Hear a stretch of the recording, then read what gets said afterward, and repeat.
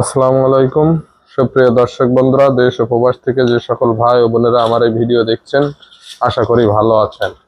দেখুন, আমার এই যে জার্সি গরুটার পায়ে ব্যথায় এবং শুইলে উঠতে কষ্ট হয়, এলবো জয়েন্টের সমস্যা। এই এলবো জয়েন্টের সমস্যাটা কিন্তু ভালো হয় না। আর ভালো না হওয়ার কারণে আমি এই গরুটা কোনো পরিচিত মানুষের কাছে বা এক কথায় কোনো পালা মানুষের কাছে বিক্রি করতে পারতেছি না। কোনো কাস্টমার আসলে তাকে বলি এই সমস্যা, জানি শুনে কি সে গরু নেই না।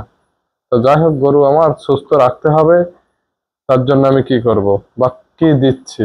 দেখুন, নার্ভো ডিএক্স ট্যাবলেট 4টে করে প্রত্যেকদিন পরপর 3 দিন খাওয়াতে হবে। সাথে আর্থ্রিভেট, এটা ব্যথানাশক ইনজেকশন, বাত ব্যথা জাতীয় সমস্যার সমাধান দিয়ে থাকে। আর্থ্রিভেট খুবই একটা ভালো ঔষধ। যাই হোক, সাথে হিস্টাভেট, এটা তো দিতেই হবে সব ওষুধের সাথে, বা আমি দিব। এখন একটা জিনিস কি, আমরা কিন্তু দেখে শুনে এরকম অসুস্থ গরু কিনি না। এটা আমাদের সাথে প্রতারণা করা হয় এক কথায়। এটা ব্যাপারীর কাছে গরু বিক্রি করার আগে কোনো গরুর মহাজন বলে না যে আমার এই গরুর সমস্যা আছে। সেই ক্ষেত্রে লসটা কিন্তু আমাদেরকেই খাইতে হয়। এই গরুটার এই সমস্যা আছে এ জানি শুনে তো আমি একজন কিনবো না, আপনি একজন কিনবেন না।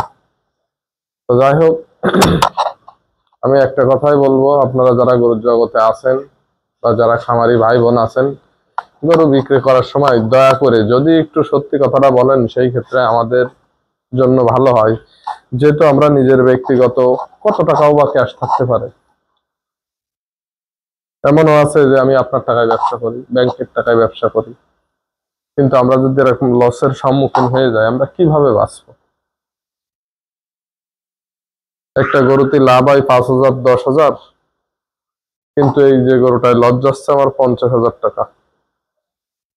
হ্যাঁ, আর্থ্রিভেট কতটুক দিতে হবে? আর্থ্রিভেট 15 সিসি করে দিতে হবে, সর্বোচ্চ 15 সিসি এই গরুটার, এর বেশি কিন্তু দেওয়া যাবে না। তো যাই হোক, আমিও 15 সিসি দিব। আগে হিস্টাভেট দিয়ে নিলাম 20 সিসি, এবার 15 সিসি আর্থ্রিভেট। এটা দিলে আমার গরুটার কি হবে, ধরেন কালকে সাপোজ আমি হাটে নেব, এর ব্যথা বেদনা থাকবে না, হাঁটা চলাফেরা সব করতে পারবে। এই গরুটার পিছনে কিন্তু আমি অনেক টাকা খরচ করেছি, অনেক টাকা বলতে আনুমানিক 1000 10 টাকা খরচ করে ফেলাইছি। আমি হাসান যে গরু ট্রিটমেন্টে ফেল, আশা করি পৃথিবীর কোনো ডাক্তার আর ভালো বানাইতে পারবে না। যদি বলেন কেন, এর এই যে এলবো জয়েন্ট কল আছে, যেটাকে আমরা বাংলায় কল বলে থাকি, শুয়ে উঠতে গেলে পা পিছলে যায়, ওই কলেজতে ছাড়াই যায়, দিনে 2-3 বার খুলে যায়। আমি সেটা ঠাসা দিয়ে লাগাই দিই। আর এটি খুলতে খুলতে ওর ওই শিরাটা, কানের যে শিরা, ওটা নষ্ট হয়ে গেছে, সেই ক্ষেত্রে বারবার খুলে যাচ্ছে। আরে বারবার খুলে যাওয়া এ কিন্তু ভালো হয় না। হ্যাঁ, আরো একটা সমস্যা আছে, গরু এক পাশে বসে। আপনারা গরু কিনতে গেলে খেয়াল করে দেখবেন যে গরুর দুও পাশে এরকম শোয়া বা বসার কেলানো দাগ আছে কিনা। যদি দুও পাশে দাগ পান, তাহলে সেই গরু কিনবেন। যে গরুর এক পাশে দাগ পাইবেন, বুঝে নেবেন যে ওই গরুটা এক পাশে ছাড়া শোয় না, অসুস্থ আছে।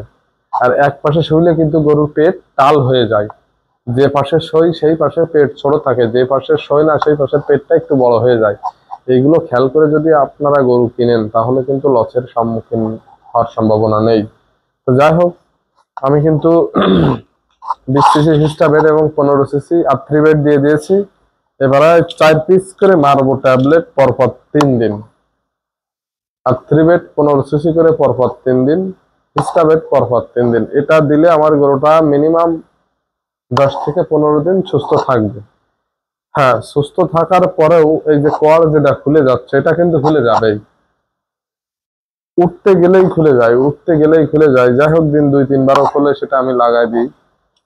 তাই এই ক্ষেত্রে আমার এই গরুটা অনেক লোকেরই বলেছি যে এই সমস্যা আছে, জানি শুনে কেউ কিনতে চাচ্ছে না। তা আমি চাচ্ছি যে ওজনে, মাংসের দামে বিক্রয় করে দেব। বাছুরটা থাক, বাছুরটা যেহেতু অরিজিনাল জার্সি বাচ্চা, কোনো ভাই বেগারের কাছে আমি কম বেশি বিক্রি করতে পারবো। আর একে কাটাইতে বিক্রি করে দেব। ট্রিটমেন্ট শেষ। সবাই ভালো থাকবেন। আসসালামু আলাইকুম। তোহা ডেইরি ফার্মের পক্ষ থেকে সবাইকে ভালোবাসা রইল।